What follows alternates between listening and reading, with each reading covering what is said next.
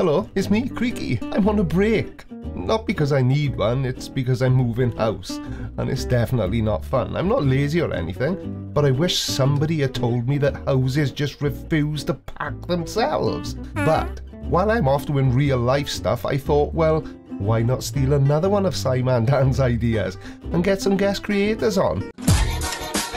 So that's exactly what we're doing. Dong? Hang on a minute, I've made that joke before. I'm starting to think that maybe the I key on my keyboard has got an intermittent fault. Don't be disgusting, you know I meant doing. Or did I mean dong? Well no, of course I didn't. But today's creator is looking something equally as stupid. I give you Crafty Keeler and Chemtrails. Right, somebody put the kettle on, my mouth is like an Arab's flip-flop. Go nuts on my nuts. Hello, I'm Crafty Keeler. And before I start, I really want to thank Creaky Blinder for inviting me onto his channel.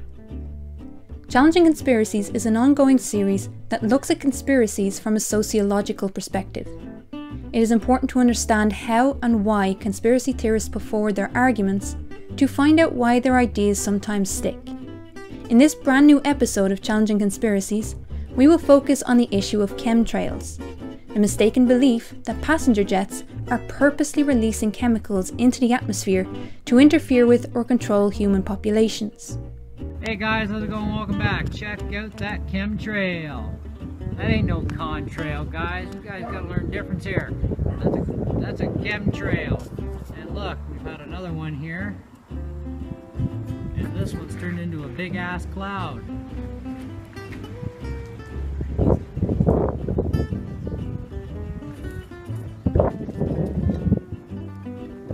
Go. Now, for those of you who don't know the difference, a contrail actually will dissipate not long after the plane has let it go. That's called high altitude cold stuff. This is much lower altitude, and you don't see exhaust out of jets either. That, my friends, is a, what is that again? Chemtrail. Since the late 90s, conspiracy theories have emerged around the ideas of chemtrails. It was believed that harmful chemicals and heavy metals were being released into the upper atmosphere by passenger jets. The reason behind this illegal spraying are varied, but all proponents of this theory believe it is run and paid for by government bodies and shady organisations to control the population in some way. Today I will take a serious look at some of these claims to show just how ineffective chemtrails would be. From population control, to weather modification, to chemical warfare, this particular theory is unrealistic faith in all governments having the power to influence human behaviour by poisoning the air that we breathe. The term chemtrail was adapted from the word contrail or condensation trail.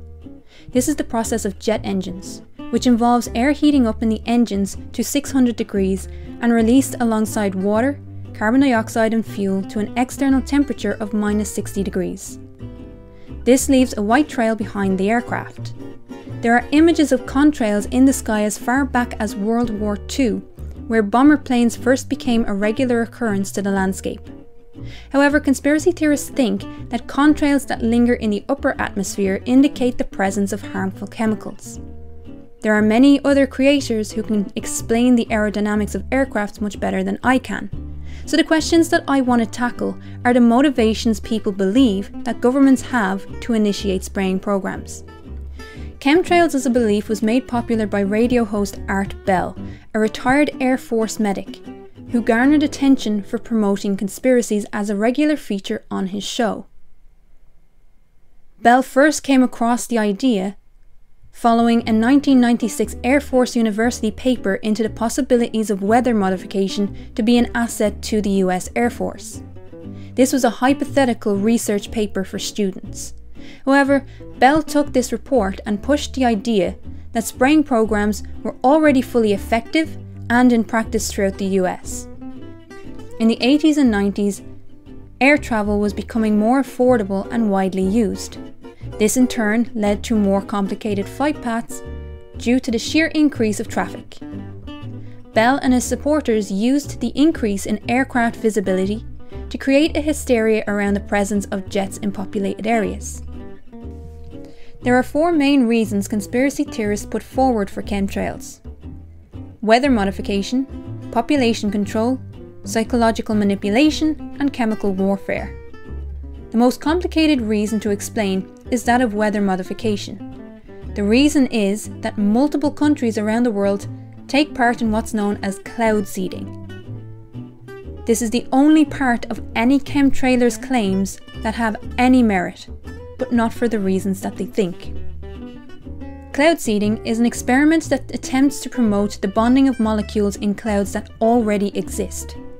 Cloud seeding began as early as the 1960s. These experiments are done using bonding chemicals like silver iodide, which is an inert chemical that attracts moisture to promote rainfall.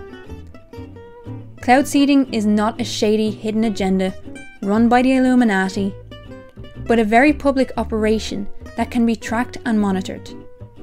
The aim of cloud seeding is to maximize the potential for rainfall in a very localized area during times of drought. Cloud seeding, like crop dusting, can't create its own clouds or microclimate.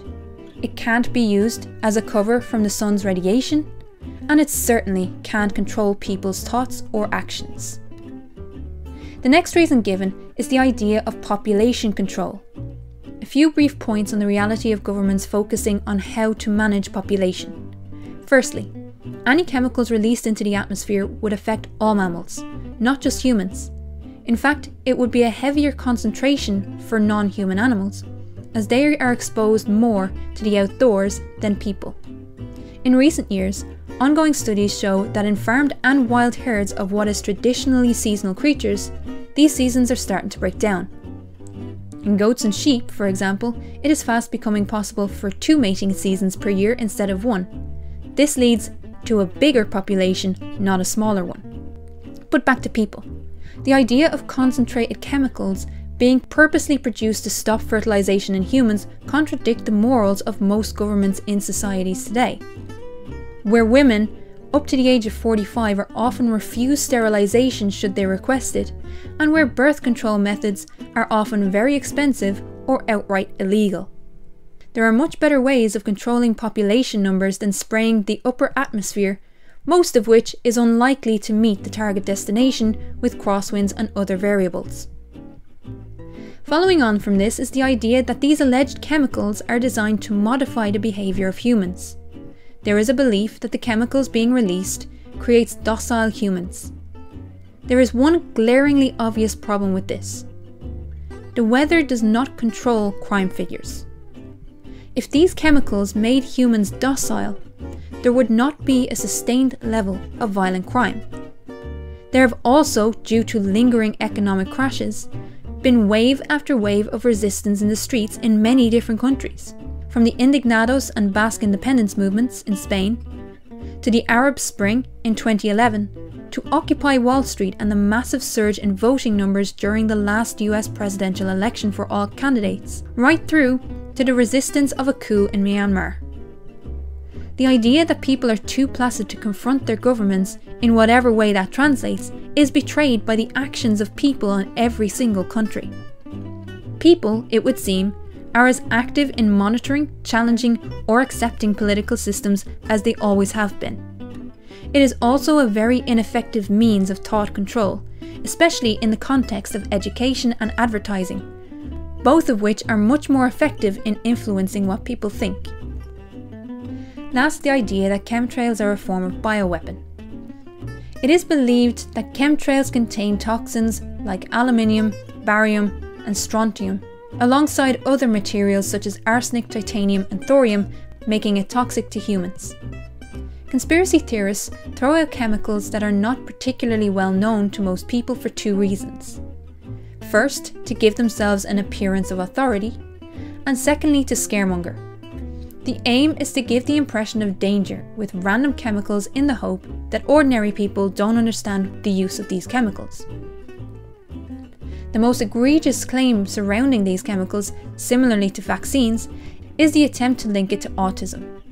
Numbers of children on the autistic spectrum have increased over the years, but not due to exposure to suggested chemicals. It's because of an increase of understanding of how the brain works. Autism is not a disease that is inflicted by shady organisations. It is a natural process that must be understood and respected in a diverse society. Again, I ask you to consider the effectiveness of such a tool for the purposes of war. We as humans have constructed the atom bomb and other nuclear weapons. The destruction capability of many nations is enough to wipe out most life on this earth. Any bioweapon released into the atmosphere would need to be so highly concentrated it would not simply leave 2 streaks in the air. Such a density in the atmosphere would be very visible to the naked eye and therefore impossible to keep secret. The last point on using chemicals on one's own population is that government agencies would also be affected by these chemicals, in the same way as the wider population is. This is where the theory becomes laughable. There are no elected representatives showing up to any parliament anywhere in the world in gas masks. So in order for this to even be marginally possible, the ones behind the spraying programs are also being poisoned. I shouldn't have to explain how little sense that makes. In reality, the amount and time frame of contrail visibility depends on the moisture of the air, the altitudes, and the amount of engines that aircraft has. It also depends on the quantity of aircrafts on a given flight path, which may refresh the prominence of contrails. These are the main arguments put forward by chemtrail enthusiasts. Like with any conspiracy, it requires an unbelievable and unwavering faith in the power of many individual governments to pull off an enormous, potentially expensive, and completely uncontrollable scheme. The likes of which are not only impractical, but impossible. It is an attractive idea to have a scapegoat as to why life isn't working the way you want to. But abandoning reason and rationality for fear and paranoia creates a dangerous attitude for society. If we have no faith in the systems that we as humans create and maintain through active participation, then the future of a sustainable society is called into question.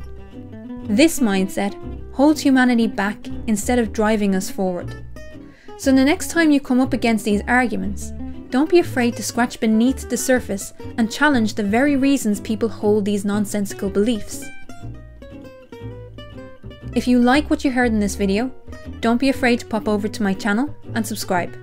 A huge thank you to my patrons for voting for this subject to be covered, and again, a massive thank you to Creaky Blinder for giving me this opportunity. Alright, watch this next. But before you do, make sure you subscribe. By order of the Creaky Blinder.